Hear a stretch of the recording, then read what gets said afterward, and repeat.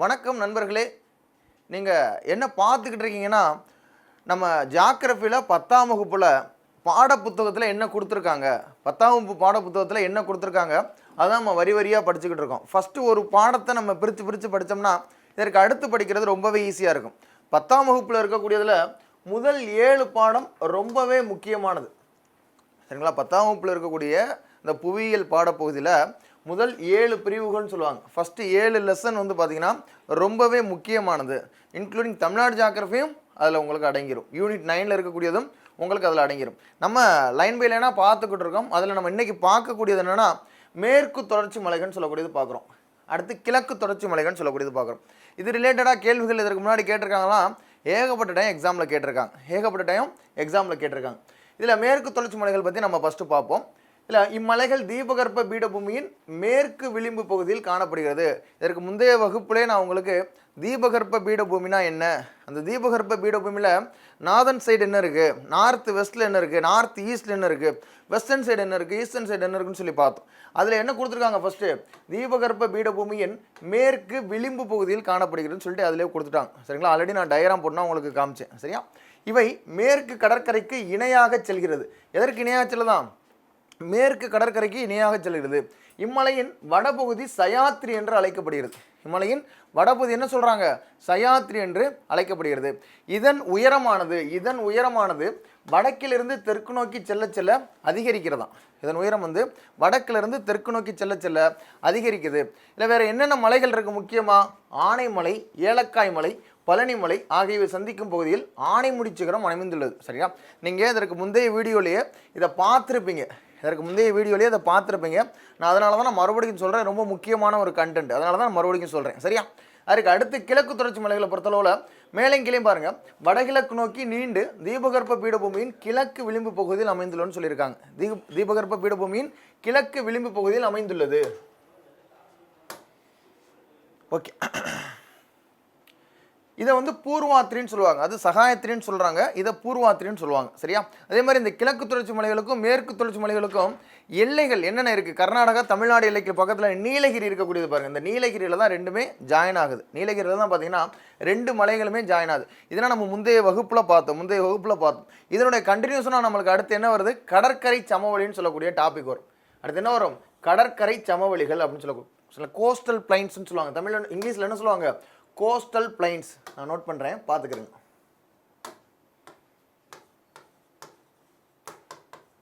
Coastal பிளைன்ஸ்ன்னு சொல்லுவாங்க, கடற்கரை சமவெளிகள்.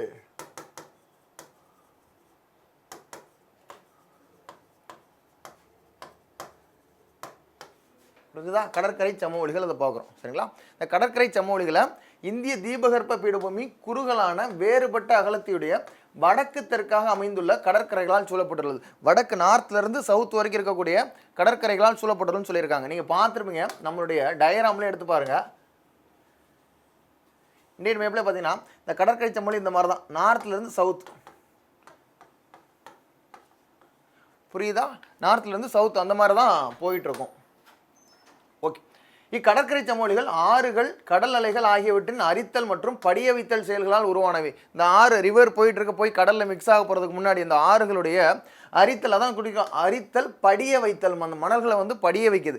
இந்த மாதிரி இடங்களில் தான் அந்த கடற்கரை சமவெளி உருவாகுது. இந்த ஒரு வார்த்தையும் நீங்கள் கொஞ்சம் லைட்டாக புரிஞ்சுக்கிறதுக்கு ட்ரை பண்ணாலே நீங்கள் ஈஸியாக ஜியாகிரஃபியில் படிச்சிடலாம். சரியா? ரைட்.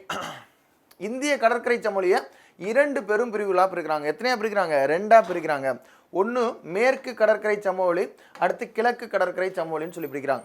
ஒன்று மேற்கு கடற்கரை சமவெளி, அடுத்து கிழக்கு கடற்கரை சமவெளின்னு சொல்லி பிரிக்கிறாங்க. நோட்டில் நீங்கள் எப்படி எழுதணும்? இந்த கடற்கரை சமவெளியில் 2 பிரிக்கிறாங்க. சரியா? மேற்கு கடற்கரை சமவெளி, சரிங்களா, வெஸ்ட் கோஸ்டல் பிளைன் சொல்லுவாங்க. மேற்கு கடற்கரை சமவெளி.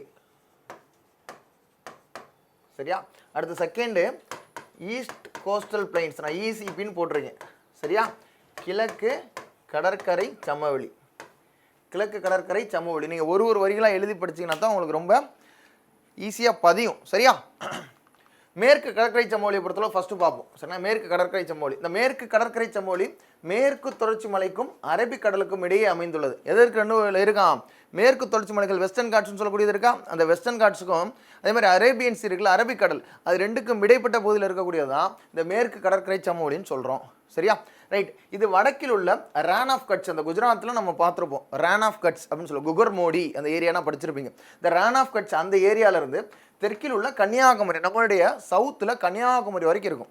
இதே பாருங்கள், இதில் பார்த்தா தெரியும். சரிங்களா, இந்த ரேன் ஆஃப் கட்ஸ் இந்த ஏரியாவிலேருந்து அதே மாதிரி சவுத்தில் இருக்கக்கூடிய கன்னியாகுமரி வரைக்கும் இருக்குது. சவுத்தில் இருக்கக்கூடிய கன்னியாகுமரி வரைக்கும் இருக்குது.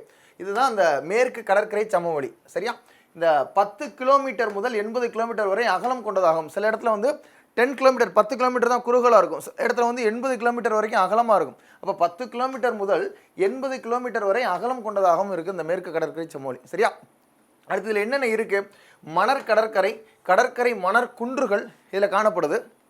அடுத்து இது போக வேறு என்னென்ன இருக்குன்னா, ஓகே, கழிமுகங்கள், காயல்கள், காயல் பட்டினம் இதெல்லாம் படிச்சிருப்பீங்க, காயல் பட்டினம் அந்த மாதிரிலாம் படிச்சிருக்கீங்களா. அடுத்து எஞ்சிய குன்றுகள் மற்றும் சரளை மணல். இந்த இடத்துல என்ன இருக்குது? சரளை மணல் மேடுகள் இருக்குது. ஒரு எக்ஸாம்பிள் கேட்டிருந்தாங்க, மேற்கு கடற்கரை சமவெளியில் சரளை மணல் மேடுகள் இருக்குதா, எப்போ கடற்கரை சமவெளியில் போய் சரளை மணல் மேடுகள் இருக்குது அப்படின்னா சொல்லி நிறைய பேர் அந்த ஸ்டேட்மெண்ட் தப்புன்னு சொல்லி போட்டுட்டு வந்தாங்க. சரளை மணல் மேடுகள் போன்ற நிலத்தோற்றங்களை கொண்டுள்ளது. இந்த புத்தகத்தில் எப்படி இருக்கோ அப்படியே தான் எக்ஸாம்லையும் கேட்பாங்க.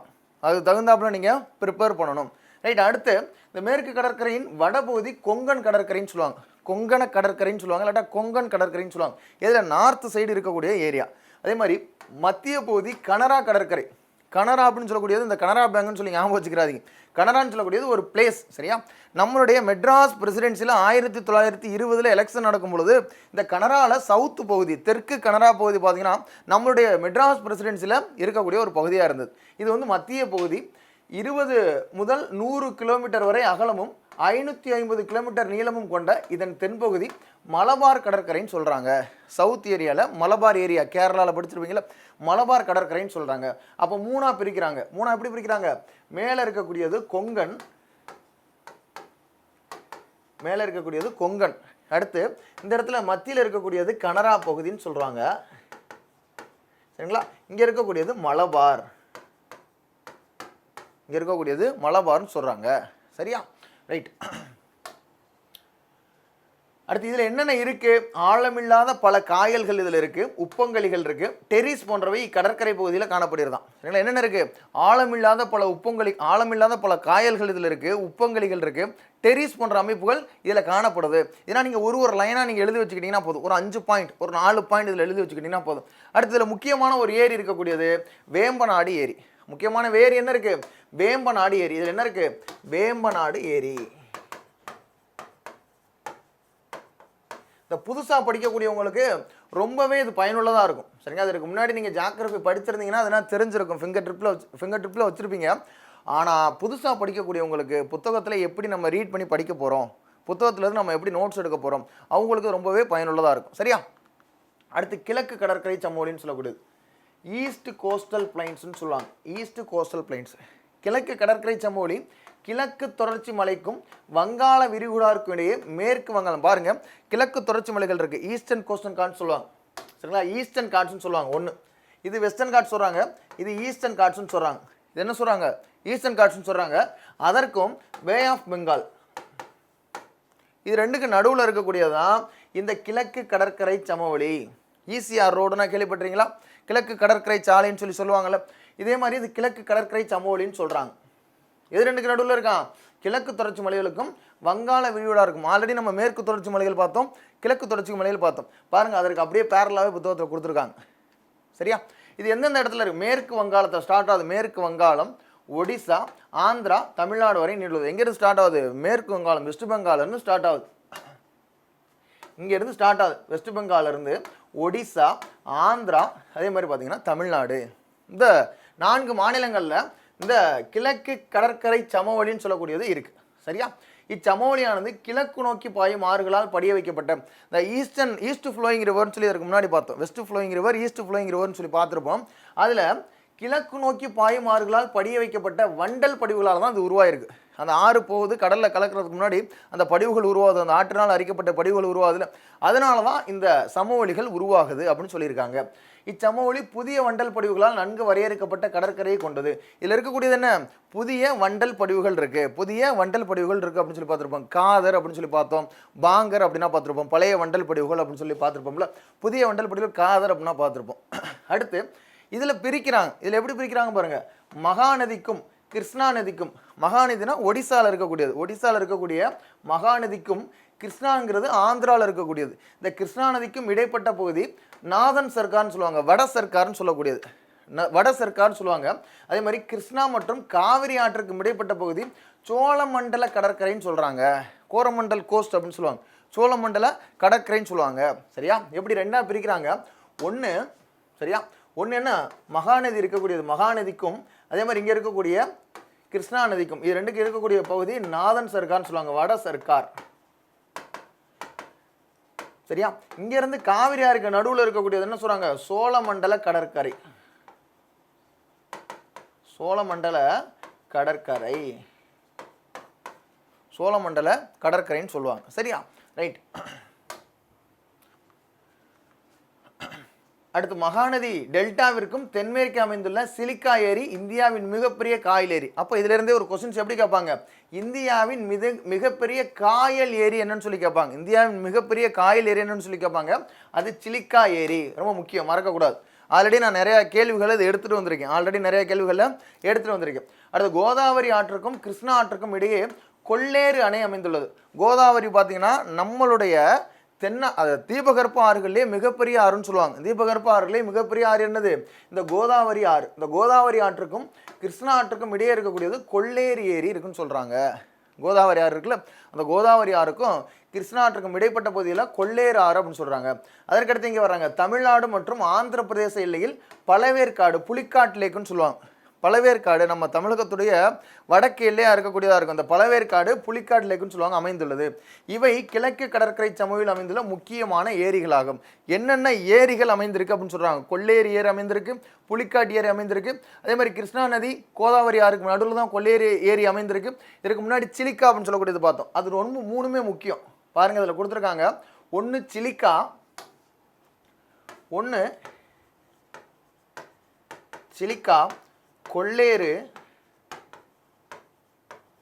சரிங்களா, அடுத்து புலிக்காட், பழவந்தாங்கல், புலிக்காட். இது மூணும் ரொம்ப முக்கியமாக நீங்கள் தெரிஞ்சுக்கணும். இதில் எப்படி வேம்பநாடுன்னு சொன்னேன், இதில் மூணு முக்கியம், சிலிக்கா, கொள்ளேறு, புலிக்காட். இந்த மாதிரி நீங்கள் படிச்சிங்கன்னா பாயிண்ட் வைஸில் உங்களுக்கு கிடைக்க போகுது, பாயிண்ட் வைஸில் உங்களுக்கு கிடைக்க போகுது. அப்போ இதுதான் நம்ம கிழக்கு கடற்கரை சமவெளி மேற்கு கடற்கரை சமவெளியில் முக்கியமானது. இதற்கு அடுத்து வரக்கூடிய வகுப்பில் இதனுடைய தொடர்ச்சியை நம்ம பார்க்கலாம். நீங்கள் கண்டினியூஸாக என்ன பண்ணணும், இந்த முதல் பாடப்பகுதி, அதனால தான் உங்களுக்கு நான் பிரித்து சின்ன சின்ன கண்டென்ட்டாக கொடுக்குறேன். சின்ன சின்ன கண்டென்ட் நீங்கள் தெளிவாக படிச்சுக்கிட்டிங்கன்னா இதற்கு அடுத்து படிக்கக்கூடியது ரொம்பவே ஈஸியாக இருக்கும். இதான் மைக்ரோ லெவல் ஸ்டடின்னு சொல்லுவாங்க. ரொம்ப நுண்ணிய அளவில் படிக்கணும், ரொம்ப மைக்ரோ லெவலில் ஒன்று ஒன்றா பிரித்து படிச்சிட்டிங்கன்னா அடுத்து போக போக ஈஸியாக இருக்கும். தமிழ்நாடு ஜியோகிராஃபினா ஒரே கிளாஸில் முடிச்சிடலாம், ½ அன் ஹவரில் முடிச்சிடலாம். சரியா? அப்போ இந்தியன் ஜியோகிராஃபி எந்த அளவுக்கு நீங்கள் படிக்கிறீங்களோ அந்தளவுக்கு நீங்கள் தமிழ்நாடு ஜியோகிராஃபி கம்பேர் பண்ணி படிச்சிங்கன்னா ரொம்பவே ஈஸியாக இருக்கும். சரியா? இதற்கு அடுத்த வகுப்பில் சந்திக்கலாம். நன்றி, வணக்கம் நண்பர்களே, வாழ்க வளமுடன். நன்றி.